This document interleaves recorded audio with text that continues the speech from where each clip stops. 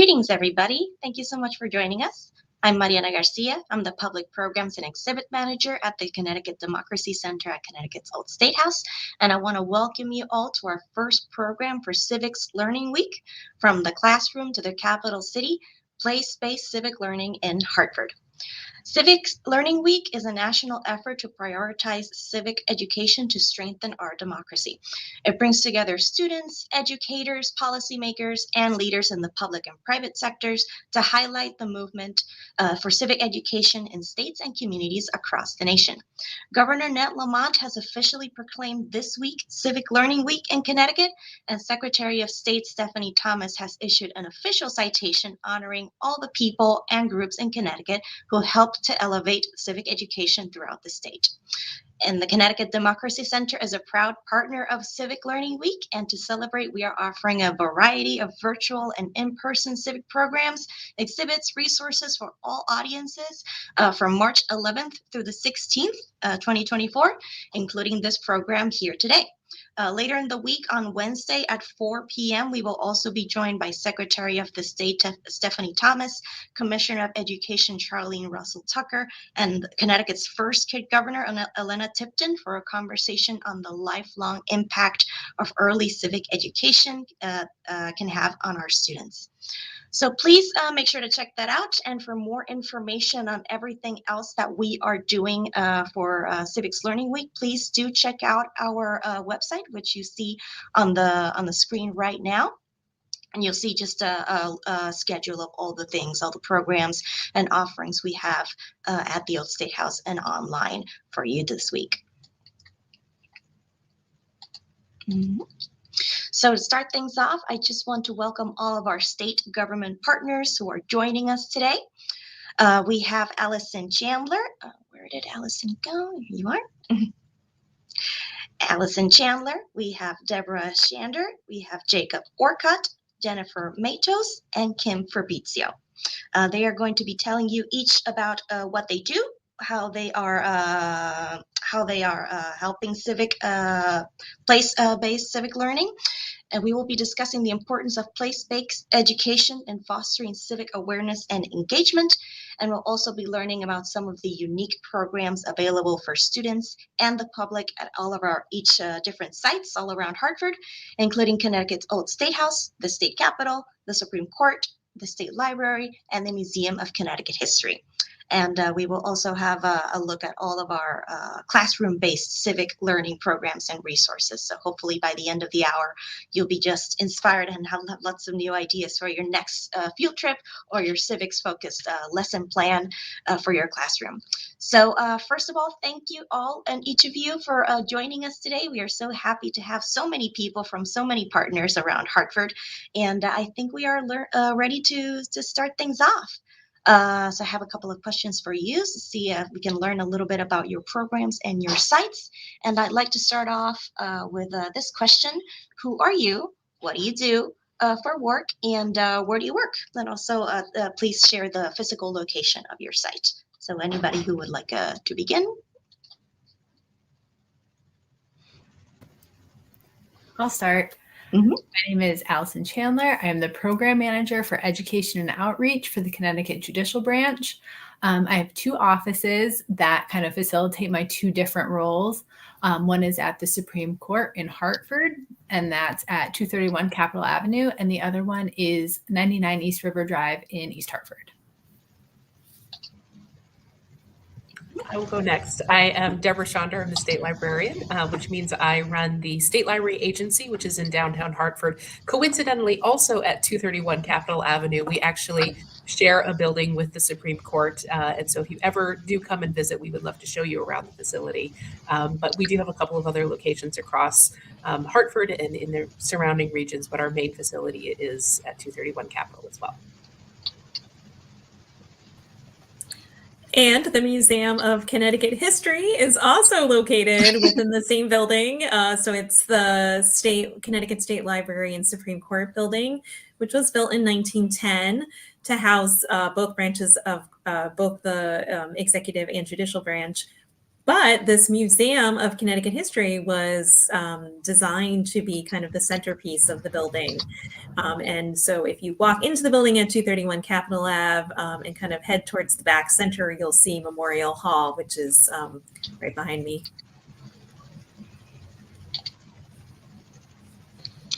I'm Kim Fabrizio, Director of Capitol Information and Tours at the State Capitol. And we are 210 Capitol Avenue, also 300 Capitol Avenue at the Legislative Office Building. So right across the street from us, our friends at the library, court, and museum.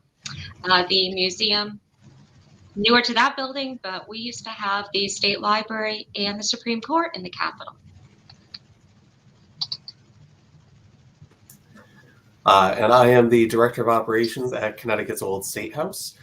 We are at 800 Main Street, right in the heart of downtown Hartford. And we also, I work for the Connecticut Democracy Center through the Old State House.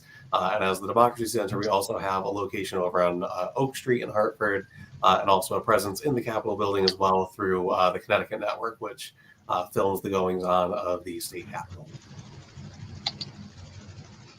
All right, thank you so much. Okay, so before we get into what each of our sites does for place-based civic learning, why don't we talk about what the importance is of place-based civics learning? Now, who would like to start sharing what they think? We can do the same order that we had in the first round. So I'll jump in. Would like to start? Yeah. So I've given tours of the Supreme Court for many years.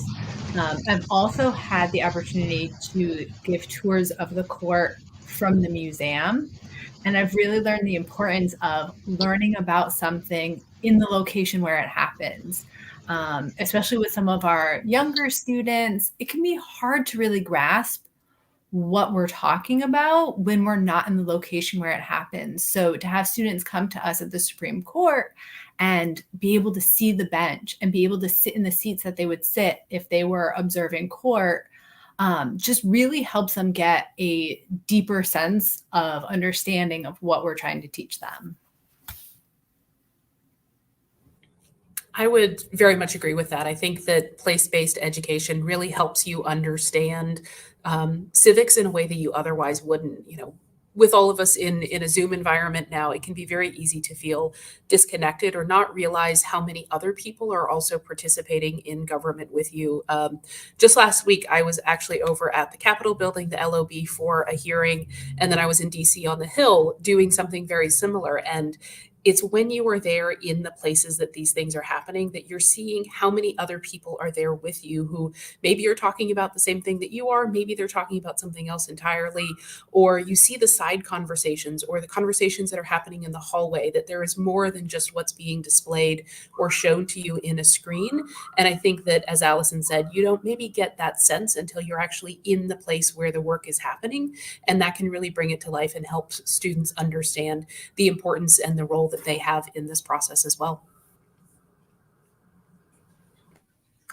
I think place-based learning, particularly in museums, is very important because obviously the students are going to be exposed to the stuff, and it's just so visceral for them to be able to, you know, see all the portraits of the governors or to see different founding documents with their very own eyes. It really does make everything come to life.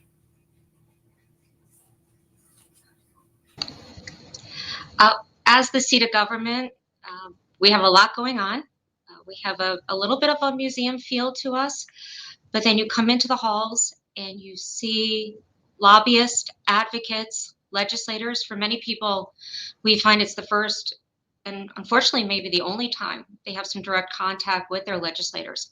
And for school groups to come in and actually see the process, start to finish, of how a bill becomes a law, it really awakens them. And I think everyone gets a greater appreciation of what we have and how we've evolved.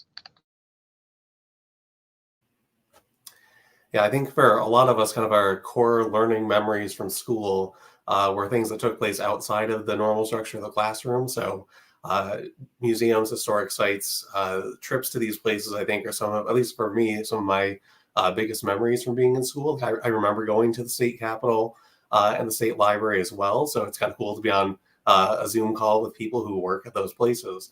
But I think when you teach civics in those moments where kids are outside of the classroom and having some of those really memorable moments that they're going to hopefully carry with them their entire lives, the hope is that they also bring what they learned and that passion for civics with them through life as well. Thank you so much. I would also add to all this that I feel when the students are in the place where it happens, they feel such a connection and such, I don't know if ownership is the right word, but such a, they feel part of the story and they feel part of the process when they're in the actual place of whatever it is that they're discussing. They're there and they're able to make those connections. I think that's also really, really important. Okay, so let's get into what each of your sites actually does. So how does each of your site do place-based learning for students? So if you could just explain what kinds of programs your sites do and what kind of tours and school group programs you offer to the public. I guess I'm up. Mm-hmm. So we have 3 main programs that bring students into our facilities. The first that I already discussed is Supreme Court tours. So teachers anywhere across the state can set up an opportunity to come to the Supreme Court and sit in the courtroom, learn not only the history of the building, but we also discuss the appellate process, some unique things about Connecticut and how our judicial system functions as a whole.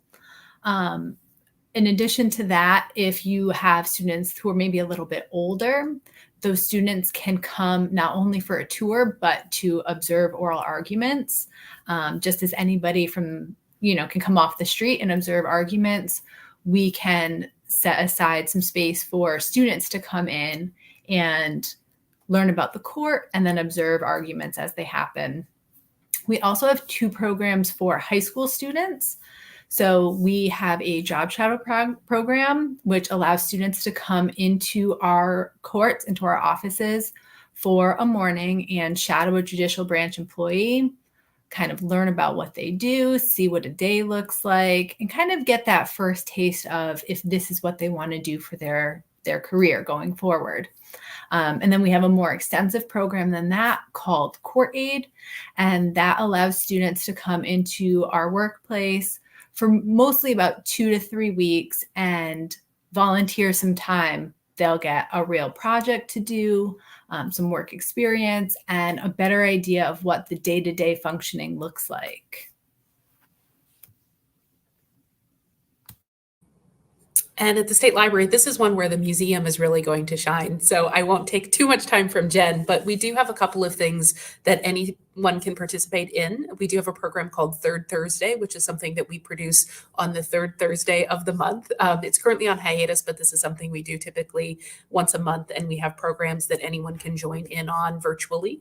We also participate in History Day in a number of ways. So you can work with one of our reference librarians, archivists, a number of the museum staff to really do research into some of the primary and secondary sources, topics that a student might be researching during History Day, and we have resources that are available for those. We also do internships with college students and others, so they may be looking for hands-on experience in a museum or an archives, public records unit, any of the things that we offer.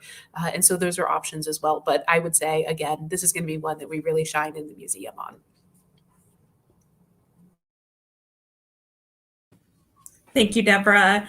The museum hosts many school visitors every year, and a lot of them come from right across the street. A lot of them are taking tours with Kim of the Capitol, and they come over to our museum largely for a self-guided experience. So we kind of gather them in this really beautiful memorial hall and tell them a little bit about what we have, and then they can actually go on their own and explore, which they really enjoy, just kind of going wherever their fancy takes them.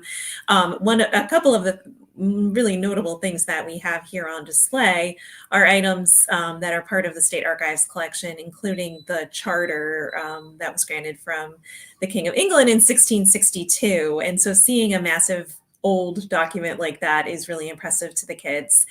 We also do offer a scavenger hunt for people, anybody who, it's on our website, if anyone wants to come in and kind of have a little bit of a guide to take you around the facility and look at some of the exhibits. And I also want to mention that we have an excellent research center at the State Library that's outside of the museum, but in the State Library building. And a lot of people have been first acquainted with the State Library through the use of those services. In particular, our history and genealogy department is very helpful to researchers, people who are looking for historical information, and can pull different items from the archives that you're able to view firsthand and handle. And so it's really a great experience for both students and adults who are doing research. So over at the Capitol, we offer a 1-hour guided tour that starts at the Legislative Office building in a public hearing room. So you actually sit in the chairs where you would sit if you were attending a hearing. And from there, we talk a bit about the art, the architecture of that building, not just the government. We go through an underground walkway to the Capitol, and that's really where we devote our time. The first floor is more of a museum setting. We have several historic items. We talk about the history of state heroine Prudence Crandall, hero Nathan Hale, who, by the way, are both educators well ahead of their time. We focus on what's called the Genius of Connecticut, a replica of a statue that once topped the Capitol Dome. And then we continue upstairs to the House and Senate chamber. Depending on whether or not the legislature's in session, we'll actually sit in the gallery, observe the proceedings, talk a little bit about what's going on. If the legislature's not meeting that particular day, we go right onto the floor. So they actually get to sit in the well of the House, and House Representatives is right behind me on screen. We go up to the Senate, we sit in the circle, the center, talk a bit about the story of the famous Charter Oak and the Charter of 1662. So it's wonderful when groups go from the Capitol to the museum or vice versa. They've seen the charter or they've heard the Charter Oak story. If we can, we sit in the chair, perhaps make a wish, and then they go over and they see this incredible document of our history, along with the portraits of governors and other artifacts. We do offer self-guided tour booklets, and we have some online resources that we'll talk about a little later.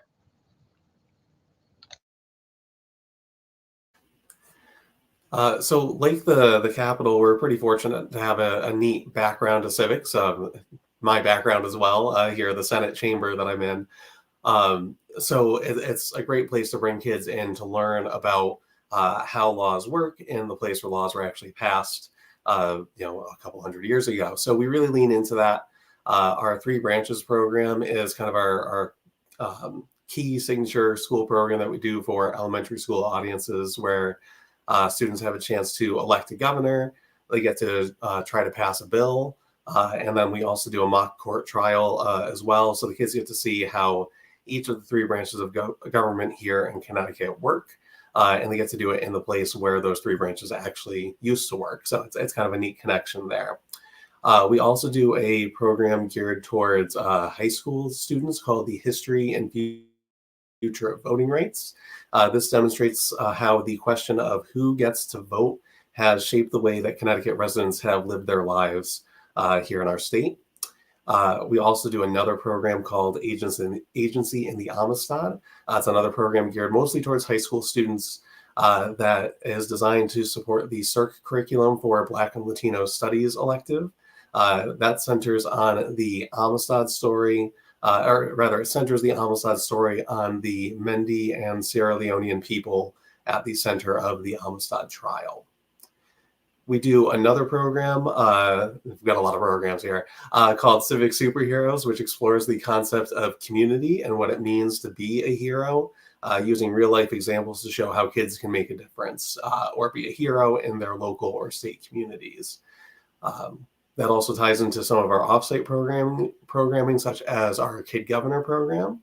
We're in the process of developing an on-site school program that kind of focuses on the Kid Governor program and the Kid Governor election.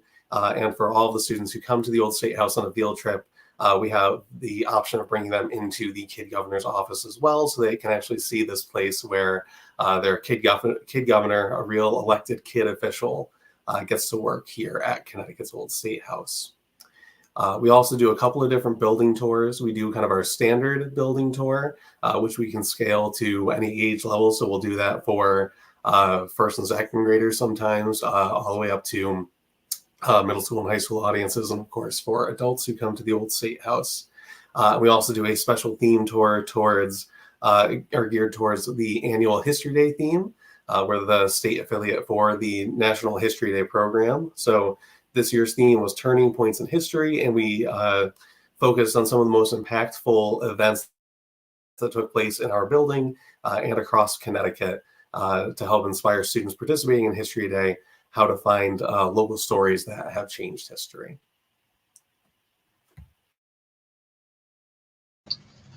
Thank you so much. So many things to do. All right, so I know some of you already alluded to this during your answers, but how do your programs support what teachers are discussing in their classrooms surrounding civics, in case there's anything you would like to add to your previous answer?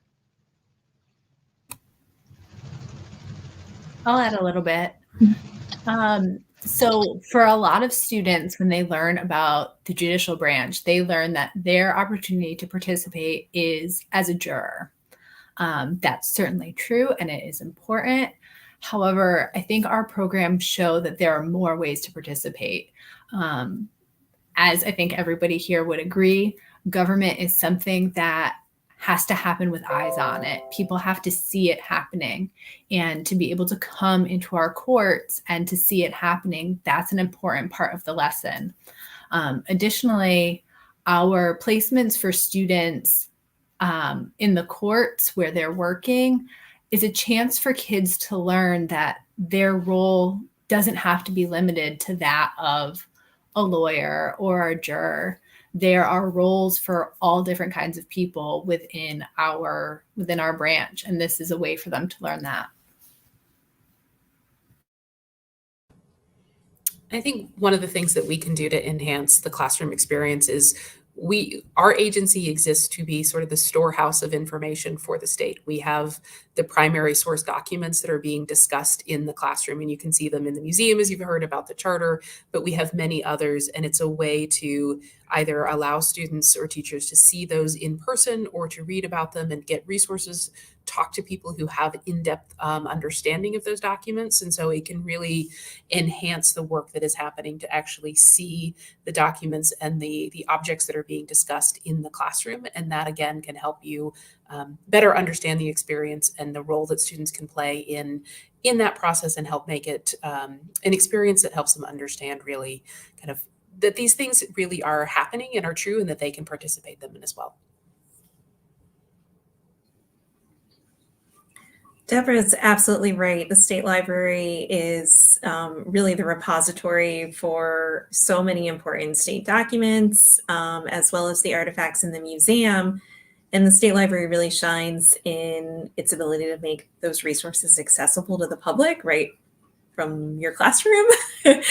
So there is the Connecticut Digital Archive, where a lot of our materials are housed, so that you can just do a search and pull up some of the primary documents to use in your classroom. Also, the museum is working on bringing up our collection to a digital venue, but in the meantime, you can access our collection of governors' portraits with biographical information about each governor, so you can learn about the different periods of Connecticut's history and who was leading the state at that time. And I think the important thing about that is really helping kids think about history in terms of people, not things. So really enabling them to kind of put a face with a name, with a period, that these were people just like us today who were contributing to Connecticut in their own way.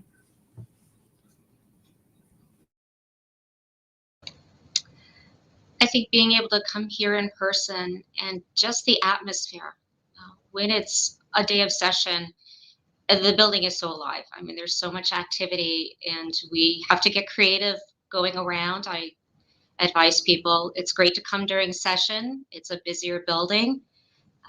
It's a lot different than just watching it on TV. The CTN does a wonderful job of showing our government, but they're just seeing the chambers or a public hearing room. And to actually walk through the halls and you see somebody racing back and forth to get to that vote, or, oh, we walked around the corner and there's the governor.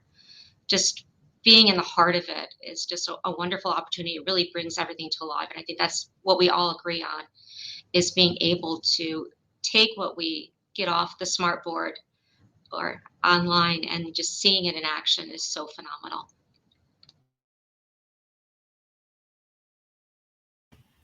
So a lot of the students who come to Connecticut's Old State House are already participating in one of our offsite or in classroom programs. So for students who do come for a 3 branches program, if they're an elementary school group, they may either be participating in Kid Governor in their school, or there may be other if they're a 3rd or 4th grade class, there may be a 5th grade class participating in their school for the Kid Governor program. So being able to see the Kid Governor office is kind of a cool connection there. And then for our middle school and high school students, a lot of them are participating in History Day. So they can pair a History Day workshop when they're at the Old State House for their field trip and kind of enhance their experience that way as well. But all of our school programs are developed with the state social studies frameworks in mind. We're trying to connect to the standards that teachers are using in their classroom so that when they come to the Old State House, it's really an extension of the work that they're already doing in the classroom. And we always try to touch base with our teachers if we can before they come to the Old State House to see where they are in their lessons so that we can try to meet students where they already are in terms of their familiarity with some of the concepts and terms that we're going to use in the program. Our goal is really just to be an extension of what they're already learning and to hopefully make that come to life a little bit by learning about it through a place-based experience. Thank you so much. Wonderful. All right, so the class has come to your site. They've taken the tour. They've taken the school program. They loved it. They're so happy. So these students, what would you like them to walk away from your site with? What would you like them to tell their classmates or their families about their field trip? What do you want them to have learned and take with them when they leave your site? So I think it's easy to say, I'd love for them to walk away, understanding the intricacies of how our branch works. Connecticut's unique in a lot of ways. But I think more than that, if you've ever been to the Supreme Court, it is a beautiful room. It's a Beaux-Arts style building, which is said to be awe-inspiring. And that's what I hope that the students and visitors feel when they leave us, that they feel inspired to participate, to learn more, that it's not just some stuffy thing that happens separate from them, that it does have an effect on their life. And yeah, I just want them to feel inspired to keep learning. I think what Allison said is really key. We want students to walk away feeling inspired and to understand that government is not just something that happens outside of them. It is something that is approachable and it is understandable and it is something that is easy for them to participate in, whether that is through the Supreme Court, through the museum, any of these other things. The government exists to serve the people and to be representative of our interests, and they can participate in that in very easy ways. And we want people to understand, we want to hear their voices, we want them to participate. And this is why all of us are here today, is our jobs exist because we are here to help people understand that the government is for them and we want them to be participating in it. When people visit the Museum of Connecticut History, they're going to be surrounded by stuff, some of the coolest stuff that the state owns, and not just in the Memorial Hall, but into additional galleries. But what I really want visitors to walk away with is to think about the people attached to the stuff. So the stuff, the things are just the pieces of history that are left, but they all have a connection to the people of Connecticut. And I think when you're able to look at history that is really people focused, it makes you understand that we right now are making history and that what we're doing will be history. And I think what the prior panelists have said is exactly right. You want to inspire people that it's not just something other people are going to do. It's something we're doing right now. I think one of the big things is the understanding that this is your building. It is your seat of government. You have a role in it. Just the last week, we had a group of middle school students.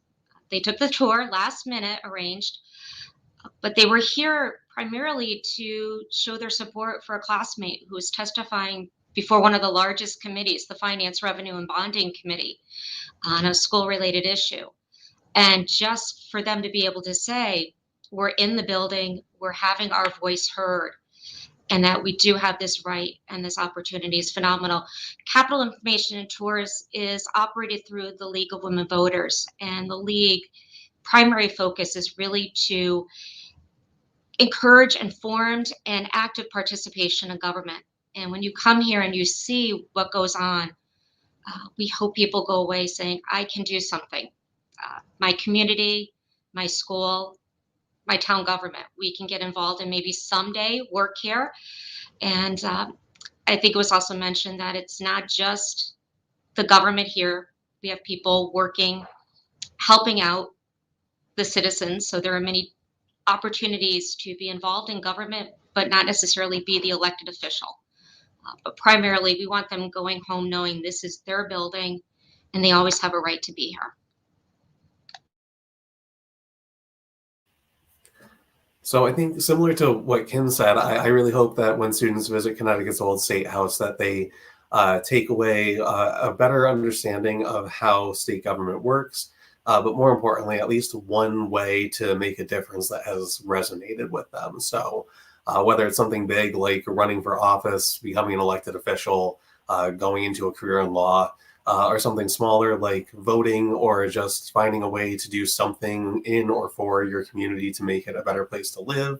I think that's always exciting when we feel like we've made a difference with these students and that they're going to take something home with them, especially civically wanting to make a difference in their community. But another thing that's really exciting is when students show just an excitement about museums. So this past weekend at the Old State House, we actually had a family come in who the student had been here on a field trip earlier in the week, and they went home and they just had to make their parents bring them back to the Old State House so they could show them some of the cool stuff that they had seen on their tour. So when students leave with an excitement about museums and historic sites, that's always really neat to see too, because we love seeing the families that come to the Old State House as well. Thank you so much. And it's not just students that our sites serve, right? It's also teachers and educators, administrators. Could you also share what you would like teachers to walk away from your site with? How they would like to, how you would like them to see and work with your site? So we want the teachers to feel that same sense of inspiration. So a lot of times we have teachers who grew up out of state. They didn't grow up in Connecticut. This is the first time that they're really seeing how the courts work here. So we definitely want them to have that sense of inspiration as well. We also want them to leave with an understanding of how many other things we have to offer them, how many free resources there are to help them in their job of educating the children. We have a lot of classroom-based programming that's available. And so we hope that they leave with a sense of a relationship that they're going to come back to us year after year, and they're going to engage in all the other programming we have as well.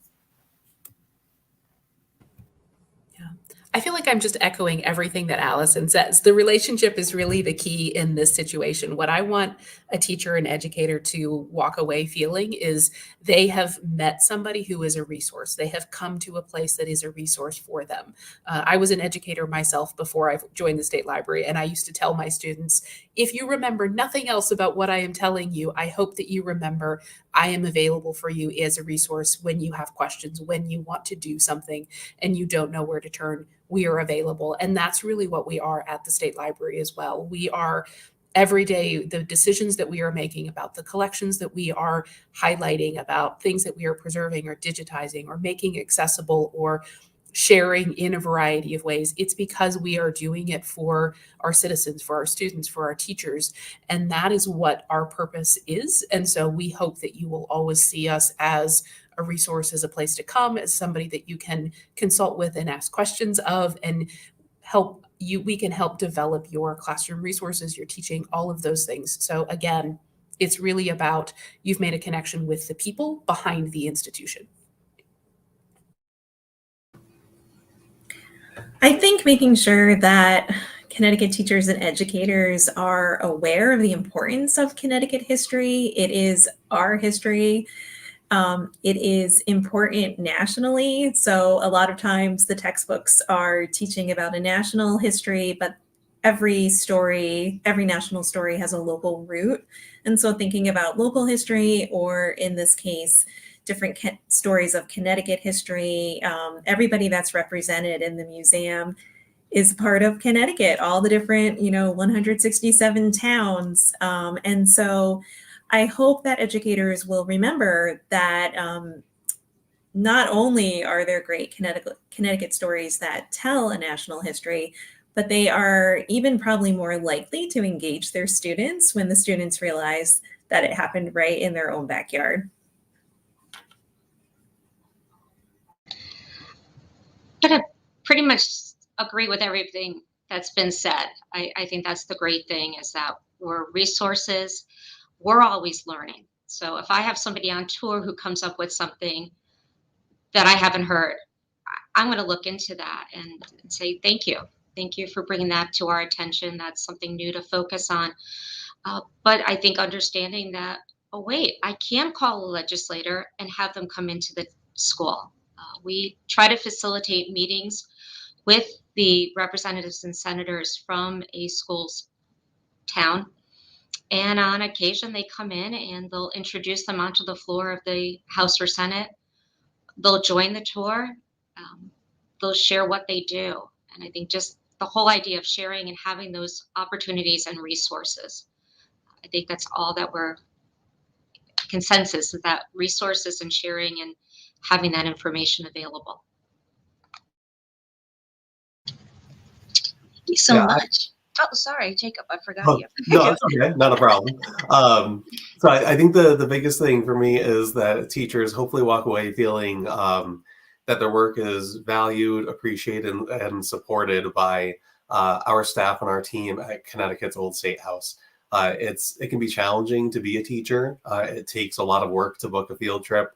And it also takes a concerted effort to elevate social studies, especially in elementary classrooms, when there's such a competition, and rightly so, for things like reading and writing skills, for STEM.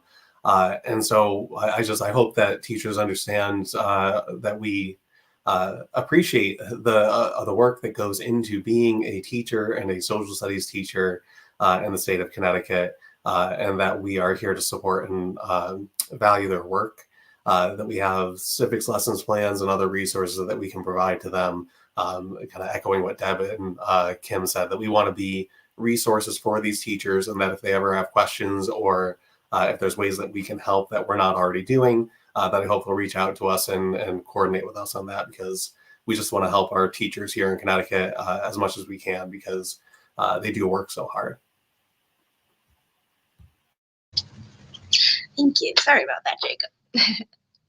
Okay, well, so much talk about resources. Why don't we, now that the students have come to your site, they've taken the tour, they've walked away inspired and invigorated to have an active role in their communities, what other off-site in-classroom resources do you have that teachers and students can make use of in your sites?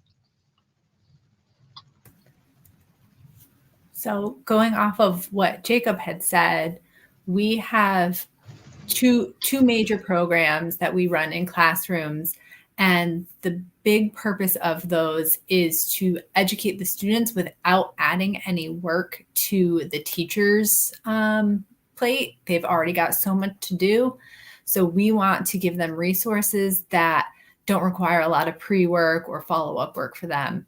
So we do have a speakers bureau where a school, any age level, can request to have a judge come and speak to their students, either about a specific topic or just generally about their experience as a judge. The judges love visiting students and they love answering questions.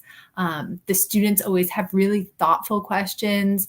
They have a lot of silly questions, and it's a great way for the branch to interact with these students. We also have what we call our Civics Academy, and that pairs up a judge and an attorney to go into fourth, fifth, and sixth grade classes to present a civics lesson. It's a 50-minute lesson. It's entirely self-contained. So again, the teacher doesn't have any kind of pre-work to do. And the students learn what their role is in a democracy. They learn about what a democracy is, the importance of rules. They learn about how to change rules that they don't like. And they really end with a sense of empowerment of what their role is, even just as students. So at the State Library, we have so many different resources, as we've talked about, and it can be easy when you see so much information to not know where to start or to find the thing that you are actually trying to find. And so I think one of the best ways to interact and use those resources is something that we have on our website. It's called Library Guides, and I'll share the link at the end. I think there's time for that. But this is hundreds of different resources that have been put together by librarians over the years and are updated, and you can access them for free online from anywhere.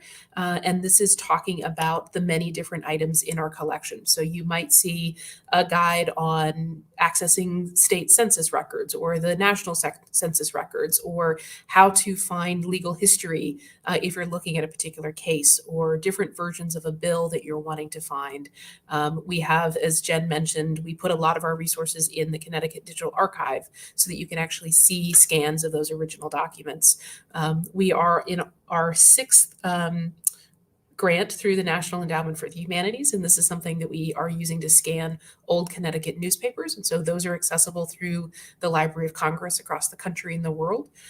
We produce publications like the Public Records of the State of Connecticut. We have maps and archives and photos and everything that anything that you might be interested in about the state of Connecticut, from aerial maps that were taken during specific periods of time, census records, just a wealth of things. And so I would really recommend taking a look at those library guides, the finding aids that we have for our archives collections, because you'll be amazed at the wealth of resources there. And then all of the links that you'll be able to find to access them and look at all of those resources. And of course, the people who are able to come and speak on those topics as well. As part of the state library team, the staff of the Museum of Connecticut History does go out and also give talks to classrooms. We have a series of outreach programs that are on our website that will come to your classroom and present. We also, one of our history and genealogy staffers, Kevin Johnson, will actually do his presentations as historical character. He has a character named Jordan Freeman, who was a Revolutionary War soldier, and he's working on a new character. And we also are, as we were saying before, just very open to teachers' ideas. So if you have a topic that you're interested in, you want to tailor something specific, especially when we have a collection item that would really help tell that story, we're happy to create something for teachers and students as needed.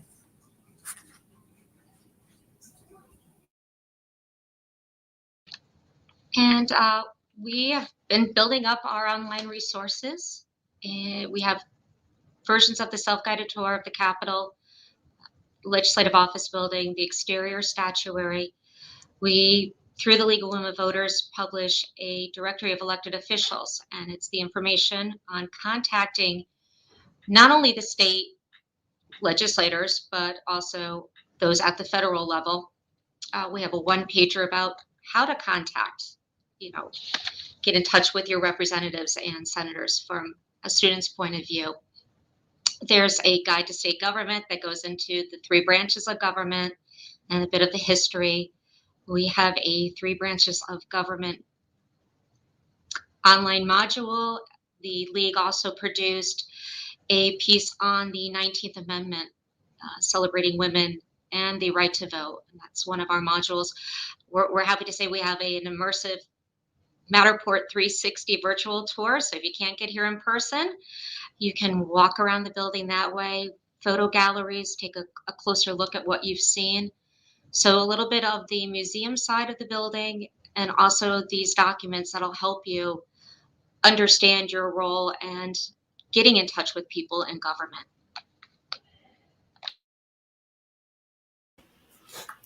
So I know I've already talked about this a few times, but not to sound like a broken record. We have our kind of 2 key flagship programs, which are Connecticut History Day and Connecticut's Kid Governor.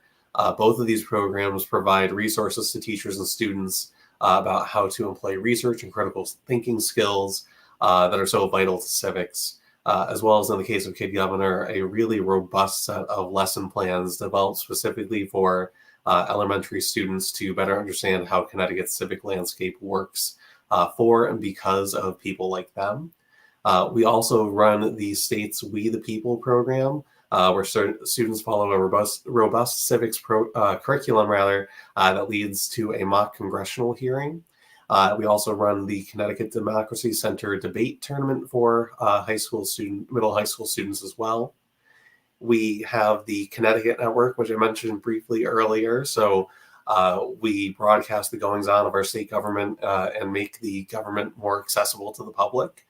And that also includes recordings of legislative and committee meetings, which teachers can use to supplement their lesson plans and build on what they're doing in the classroom. CTN also records a lot of the in-house public programming we do, especially Mariana does a lot of these programs. Excuse me. And we rebroadcast those programs both on CTN, the television network, as well as to the CTN on-demand library of videos that you can find on the CTN website. We also post a lot of those videos to our Connecticut's Old State House YouTube page. And we also we manage the Connecticut Freedom Trail. So we do a lot of great programming through there as well that can also add to classroom experiences and discussions as well. So those you can also find on the Old State House YouTube page, or you can find it on the Connecticut Freedom Trail YouTube page as well. Thank you so much. Jennifer had to leave, but just a big thank you to Jennifer for having joined us today. But be a shame to not plug Kevin Johnson that both Allison mentioned. No, Jennifer's the one who mentioned Kevin Johnson, who is going to actually be doing his character with us at the Old State House through the Freedom Trail later this month on March 27th, if I'm not mistaken. So do check out our YouTube page on the 27th to see what Kevin Johnson can do in his characters. Okay, so what else do we have? Okay, so my next question is, how does having civically informed and engaged visitors impact your institutions? So for the judicial branch, having civically engaged visitors helps that by the time they are old enough to participate by way of being on a jury or they're a party to the case, our branch really functions on the trust and confidence of the public who we come into contact with. And if folks don't understand how our process works, they don't trust that we're doing our best, and that, they don't understand how we function, they're not going to follow court orders, and the whole system falls apart if we don't have that mutual understanding and respect. So it's really important to the function of the judicial branch that the folks we come into contact with have that trust and confidence in us. And that is, gained in large part due to civic education.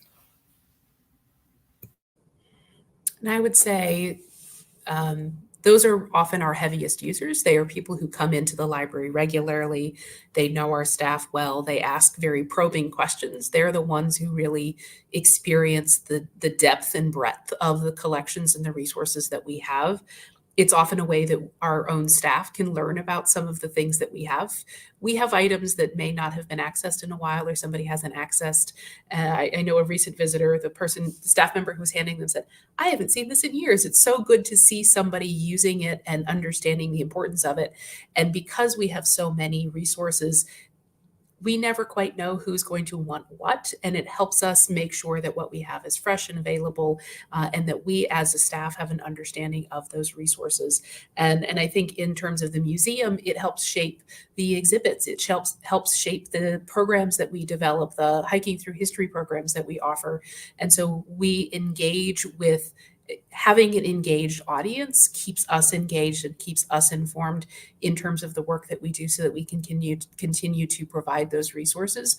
And so it really does just kind of create that cycle of helping each other understand our resources.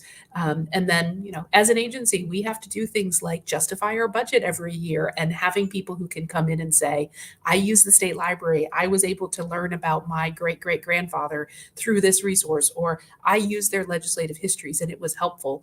That is something that is very useful for others to hear about us as well within government. So there's a lot of different ways that we are benefited by an engaged public as well. I think being civically informed and engaged, here we are a citizens legislature. So if people see they can be involved, they can potentially become a legislator. That's the big thing for our institution, but also knowing how to find their way through the government, who to contact. And sometimes it's several steps to get where you want to go, but understanding that it's not always so simple, but we can get it done. I think that's one of the great things about having somebody who's open-minded that way.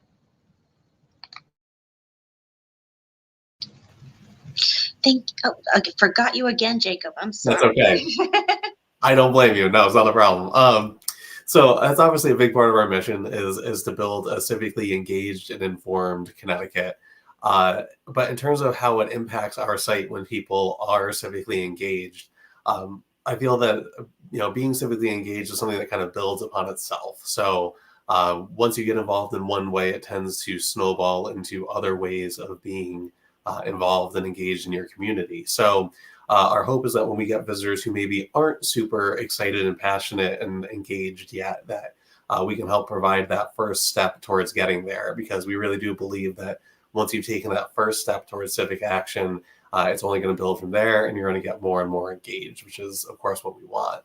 But for those visitors who already are there, who already are engaged and informed, we hope that they get to take that next step of engagement with us.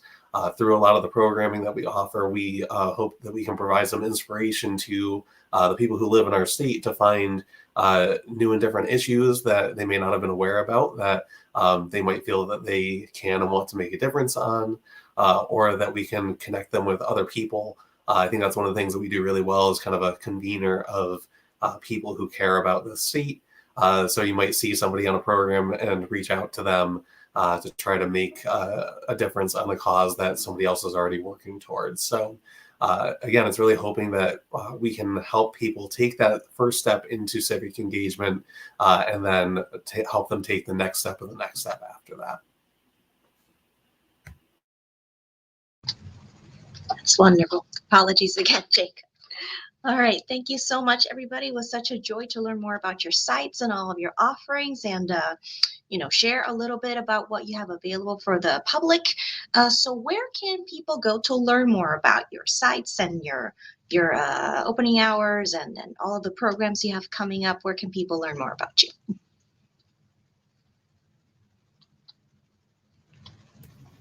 So we have information on all of our programs, extensive information, including all the contact that you could possibly need on our website.